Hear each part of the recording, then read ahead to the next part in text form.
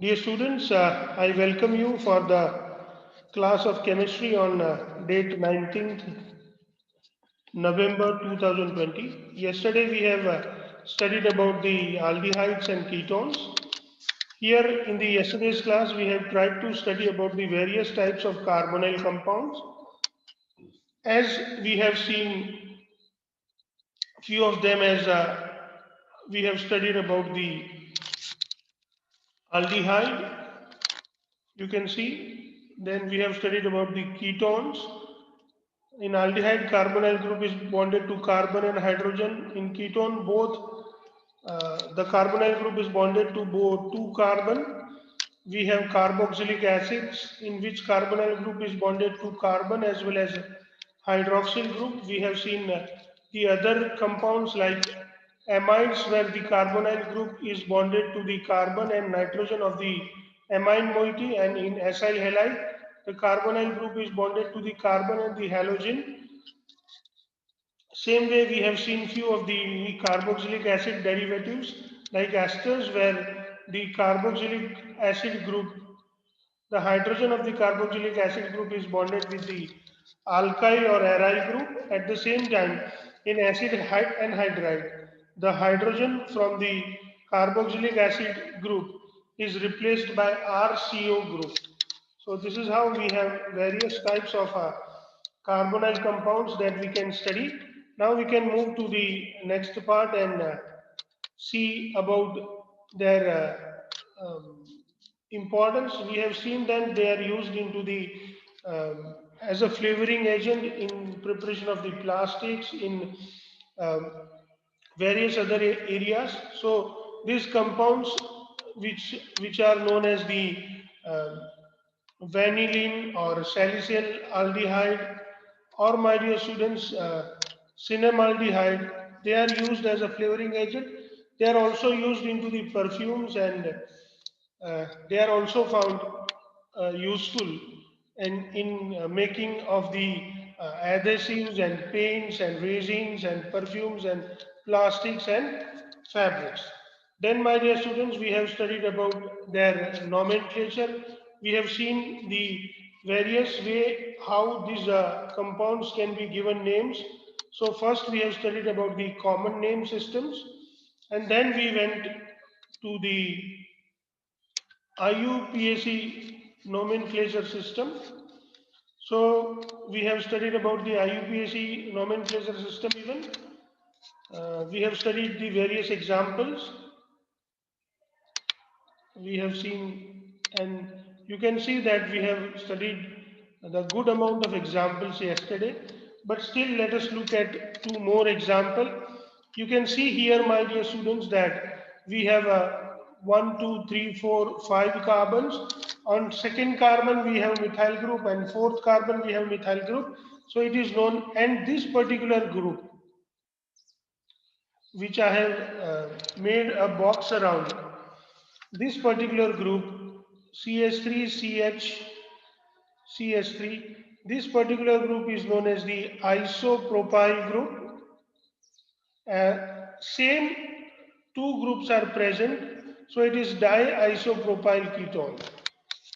This is the common way to give the names. At the same time, if you look into the IUPAC name, you can find 2,4-dimethyl pentane 3 on total 5 carbons, and on third carbon we have carbonyl group present.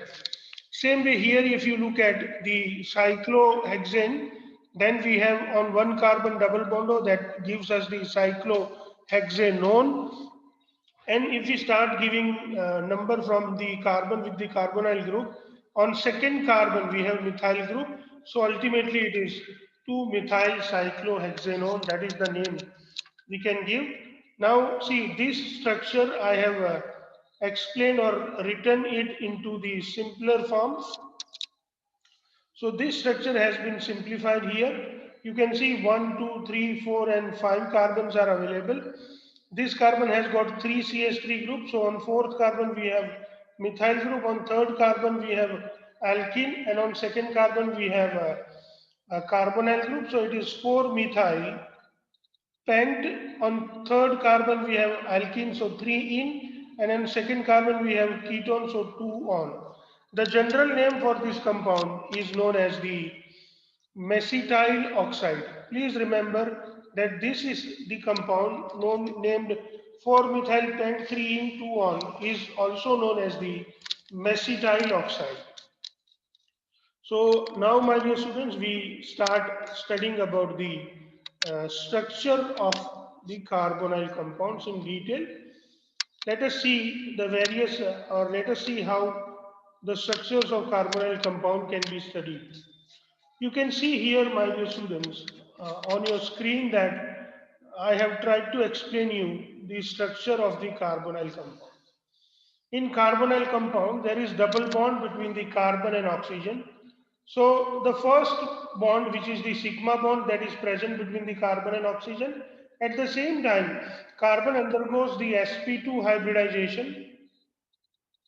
So due to sp2 hybridization, it has got 3 orbital, and this 3 orbital means this sp2 orbital, the another sp2 orbital, and this is even an sp2 orbital.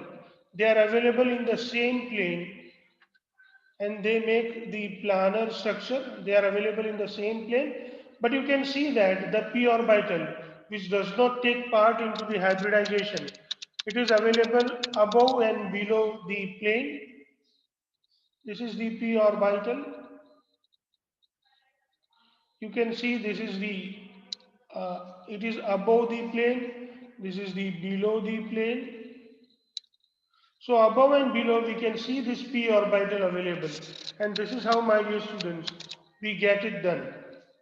So all this sp2 hybridized orbitals or bonds are present in the same plane, but in the above this same plane we can have a pi bond formed between this carbon and oxygen, which is the second bond. This pi bond is available above and under this plane. If we think of this plane, this pi bond is available above and under this plane, and this is what we can represent it as a pi bond cloud. These two are pi bond cloud.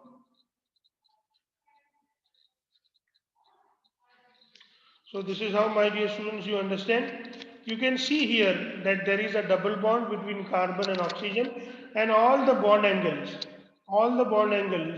due to sp3 hybridization, all the bond angles are 120 in carbonyl compound. So this is how, my dear students, we understand the structure of the carbonyl compound. Now you can see the structure in sp2 hybridized and forms 3 sigma bonds. So let us start reading here. Structure of the carbonyl compound or carbon, the carbonyl carbon atom. The carbonyl carbon atom, my dear students, is is sp2 hybridized. So and forms 3 sigma bond. This carbonyl carbon, which is sp2 hybridized, forms 3 sigma bonds, and the fourth valence electron remains in its p orbital and forms a pi bond with oxygen atom by overlap with p orbital of an oxygen. In addition to this, my dear students, in addition, the oxygen atom also has 2 non-bonding electron pair, carbonyl atom and 3 atom attached to it are in the same plane. So whatever we have discussed, we have just seen into the text form, and we have read it for you so that you can understand the text well after the discussion. And the pi electron cloud, please remember I am talking about the pi electron cloud, and the pi electron cloud is above and under the plane. The bond angles are approximately 120 as expected for a trigonal coplanar structure. Now what happens, my dear students, sometimes this electron goes to the oxygen, and oxygen get negative charge and carbon get positive charge. So here on this positive carbon, we can easily understand the attack of nucleophiles, And on oxygen, we can easily understand the attack of electrophile. So please understand that in carbonyl compound, we may get the electrophilic as well as the nucleophilic reaction or addition reaction possible. The carbon-oxygen double bond is polarized due to the higher electronegativity of oxygen relative to the carbon. Hence, the carbonyl carbon is an electrophile, that is Lewis acid, and carbonyl oxygen is a nucleophile, which is Lewis base center. Carbonyl compounds have a substantial dipole moment and are polar than the ethers. The high polarity of the carbonyl compound is expressed on the basis of the resonance involving a neutral A and a dipole B structure as shown here. So let us look into the two structures once again. You can see here I am talking about these two structures A and B. You can see this is oxygen is more electronegative, carbon is less electronegative. So this electron of the bond generally goes to the oxygen and the carbon become positive and oxygen become negative. So this bond goes polar. So here the structure that we can see here, this A structure is neutral, whereas this is the polar structure. These both are the resonance structures, and due to resonance, the polarity of carbonyl compound is more than polarity of carbonyl compound is more than ethers as well as hydrocarbons. But the polarity is less than the alcohols. That is what we can see here. Let's move forward, my dear students. Now, my dear students, we want to study about the preparation of aldehydes and ketones. Before we move to the preparation of aldehydes and ketones, uh,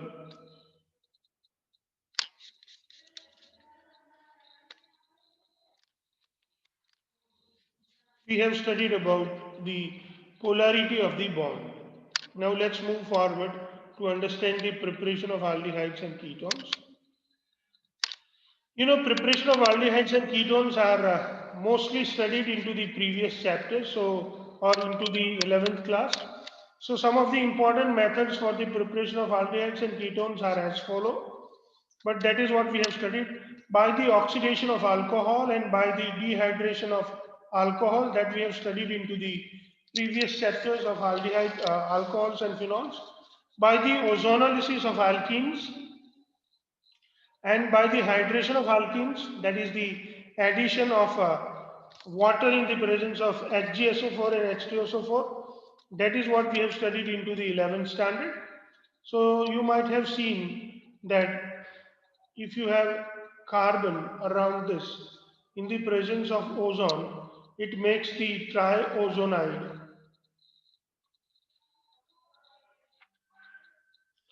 And when these bonds are broken,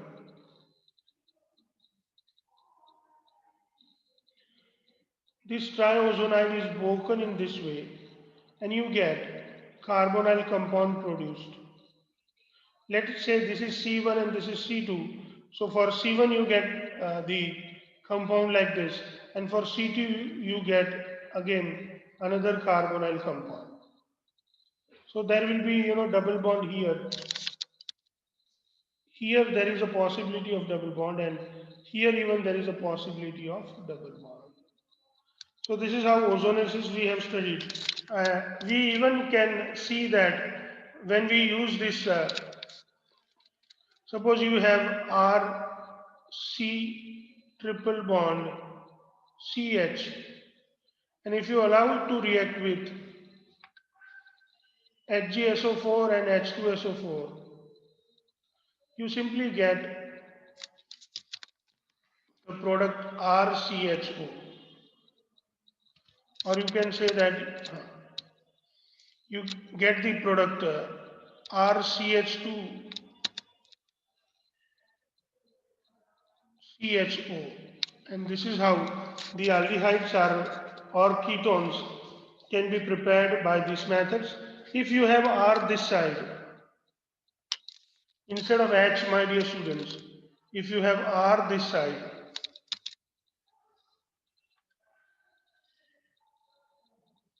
it is possible that you get ketone. So we'll see it into the detail if we'll discuss the various examples.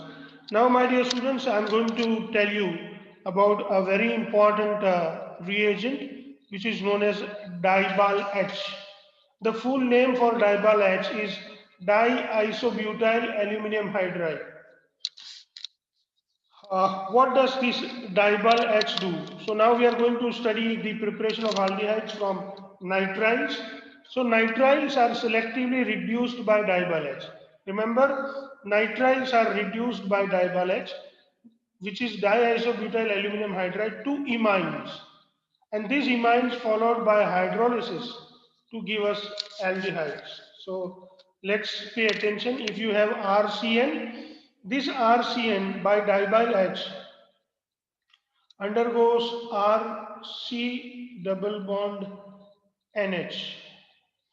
This kind of compound is known as imine, and this imine on the process of hydrolysis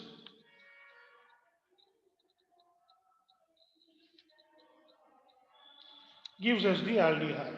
So this is what it is, the method by which we can prepare the aldehydes from nitriles. You can see here that even if there is an unsaturation present, this dibyl H, without affecting any unsaturation, can convert this nitrile group into aldehyde. So you can see that even in the product, the unsaturation has not been affected at all. This is even a very important reaction, my dear students. This is what it is, an ester you can see here. If really we want to give name to it, it is 1, then 9 and 11. So it is ethyl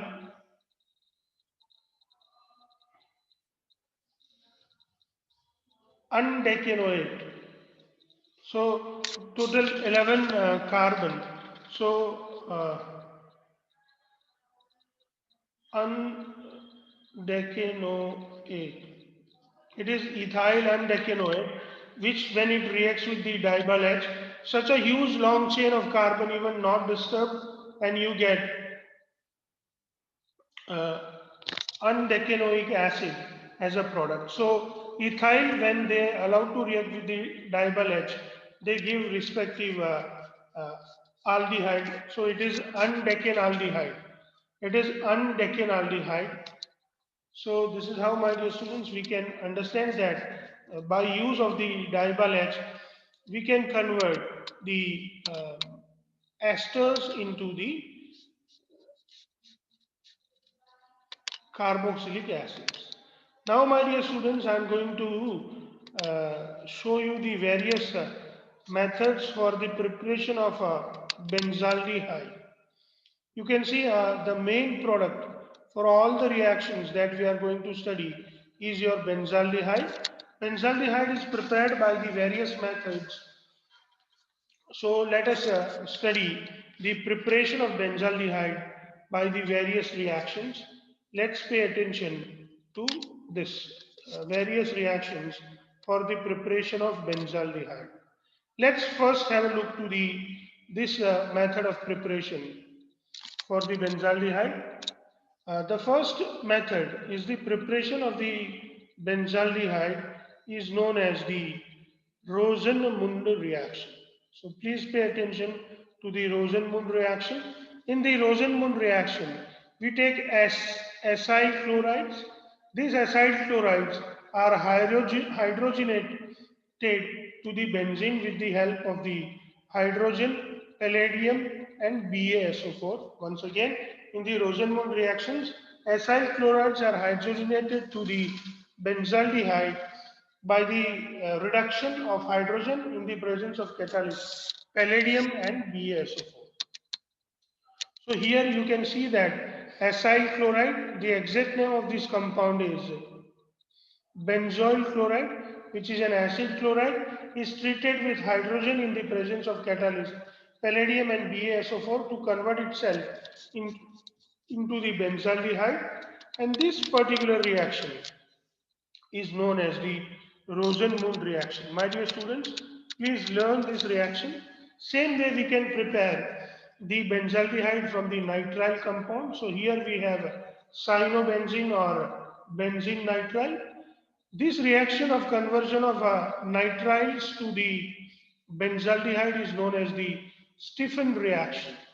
In the Stephen reactions, nitriles are reduced to imine first, and these imines are hydrolyzed to aldehyde. So you can see that here we have a nitrile, it is reduced in the presence of the reducing agent SnCl2, which is known as the stannous chloride in the presence of hydrochloric acid. First we get an imine. Imine is the compound where there is a double bond between the carbon and nitrogen, and then by the process of hydrolysis, that is in the presence of H plus, that is acid, in the presence of H2O, we get the imine to be hydrolyzed into the benzaldehyde. This is how, my dear students, we understand the Stephen reaction. So we have studied about the Stephen reaction in which the nitriles are converted into the benzaldehyde. Then we have the next reaction, that is the reaction of preparation of benzaldehyde from toluene, my dear students. So you can see here in this reaction, we can prepare benzaldehyde from toluene. Let us have a look to this reaction in detail. We are going to study this reaction, which is known as the Etard reaction. Etard reaction is the reaction of preparation of benzaldehyde from toluene. So let us have a look to this method of preparation. In Etard reaction, first we take toluene, then we take the oxidizing agent, which is known as the chromyl chloride. This chromyl chloride formula CrO2Cl2, which is a mild oxidizing agent. Please remember that CrO2Cl2 is a mild oxidizing reagent, which is the reagent in Etard reaction. This mild oxidizing reagent is dissolved into the carbon dioxide, and then it is allowed to react with the toluene. So we get a chromium complex. Here you can see that CrO2Cl2 is completely added to the CH group. So, and this CH group, when it contains this kind of compound, my dear students, the the intermediate compound on hydrolysis directly gives us the benzaldehyde. So you can easily understand the Etard reaction. In this Etard reaction, we use chromyl chloride, which is a mild oxidizing agent for the conversion of the complex compound, which was dissolved or which is dissolved into the carbon disulfide.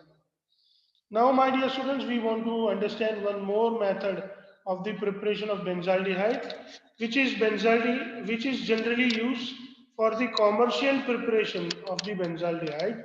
So, benzaldehyde is commercially prepared by this method. You can see that here even we take uh, toluene as a main reactant, and we allow it to undergo side chain chlorination. When we have the side chain chlorination is done in the presence of chlorine gas, in the presence of sunlight. So chlorine gas and sunlight due to in the presence of chlorine gas and sunlight, toluene undergoes the side chain chlorination to give us the benzyl chloride. This benzyl chloride on hydrolysis simply gives us the benzaldehyde. This is the commercial method for the preparation of benzaldehyde. Now, my dear students, we are going to study the next method for the preparation of benzaldehyde. This method is also utilized, or the toluene as the reactant. In this reaction, we take a toluene, and instead of chromyl chloride or other, here we use chromic oxide as a oxidizing agent, and we do this process in the presence of the acetic anhydride at 273 to 283 Kelvin temperature. Thus, toluene is converted to the benzylidene diacetate.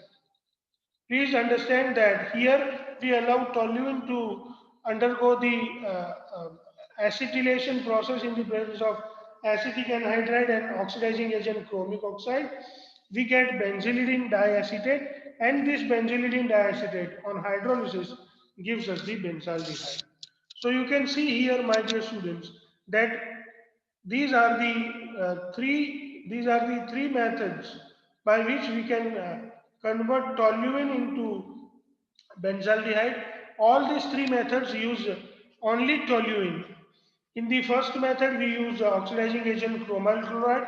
In the last method, we use the oxidizing agent chromium oxide and in the presence of acetic anhydride.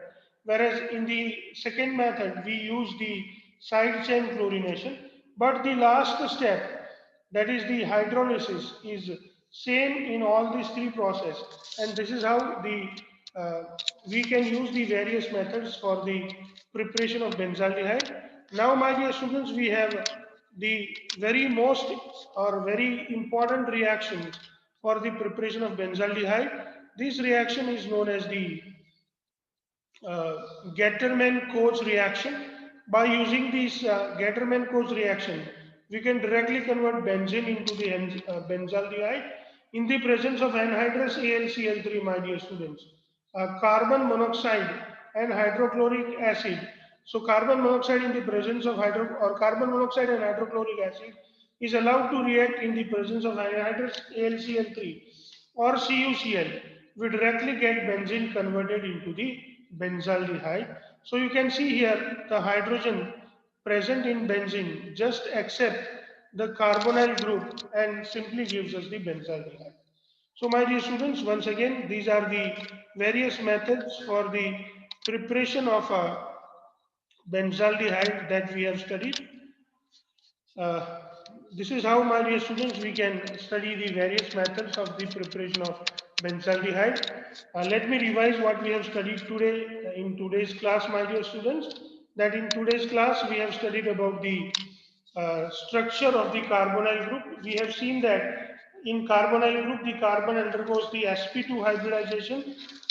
The three bonds which are formed because of the sp2 hybridization, they remains in the same plane, but above and under we have this pi bond cloud, this pi bond cloud which makes the second pi bond between the carbon and oxygen, and all the angles in this carbon oxygen bond are 120 degree. At the same time, we can see the two structures of the carbonyl group. The carbonyl group is polar in nature, and that is why the if the electron of the double bond move, they move towards the oxygen, and that is why the polarity comes in existence. This bond is polar, and this bond is even more polar than the polarity found in ethers, but it is less polar than the alcohol bond. This is how we get two resonance structures. This resonance structure A is neutral, there is no charge on it, but the resonance structure B is polar, and this is how we can understand that there is easy to have the electrophilic attack on oxygen and nucleophilic attack on carbon. At the same time, this carbonyl part, the carbonyl group can also behave like a electrophile or nucleophile. With oxygen, it behaves like an nucleophile, but on carbon center, it behaves like an electrophile. Then we have studied the various preparation methods. We have studied about the preparation of aldehydes by DIBAL H. DIBAL H usually convert the uh, nitrile to imine, and then by hydrolysis we get aldehyde. It does not affect even the unsaturation if it is present into the nitrile. Same way, a very long chain esters that can also be converted to the aldehyde by use of the DIBAL H. And then, my dear students, we have studied about the various methods for the preparation of benzaldehyde. Benzaldehyde can be prepared from acid chloride. Benzaldehyde can be prepared from benzene nitrile. Benzaldehyde can be prepared from toluene, and benzaldehyde can be prepared directly from the benzene. For the preparation of benzaldehyde from acid chloride, we use Rosenmund reaction, in which we use the Rosenmund reagent PDBaSO4, and just by the reduction of the acid chloride we get benzaldehyde. Nitriles are first turned into imines by the stannous chloride in the presence of HCl. In the Stephen reaction, we simply convert the nitriles into the imine first, and then imines on hydrolysis gives us the aldehyde. You can see, my dear students, that hydrolysis is the common step that is being utilized for many of the reactions. So when we use toluene, a toluene can be converted into the various complexes by either the chromyl chloride, or by the side chain chlorination, or by the chromic oxide and acetic anhydride, and the complex that is formed, any complex which is formed by this from toluene undergoes the process of hydrolysis to give us the benzaldehyde. And the last reaction, which is known as the Gattermann-Koch reaction. In this particular reaction, my dear students, we can easily convert benzene directly into the benzaldehyde by addition